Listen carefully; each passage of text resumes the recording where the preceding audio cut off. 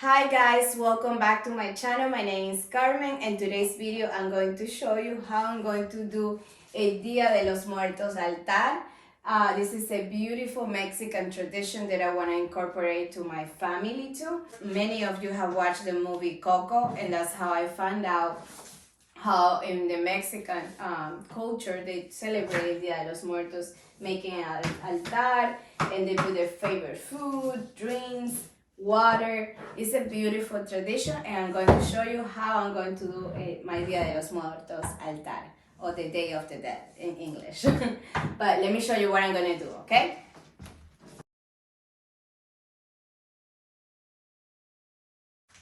So the first thing I'm going to do is place this backdrop. I love this backdrop and the company that I bought it from.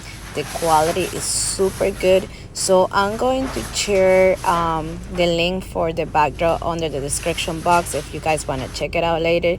It's a beautiful backdrop. The quality is amazing, and also it's going to look amazing for my altar. So I love it. And they have different type of backdrops, and I'm going to use one for this video, and also I'm going to make a video later for Thanksgiving. They have any type of backdrop that you can imagine. This company is super good.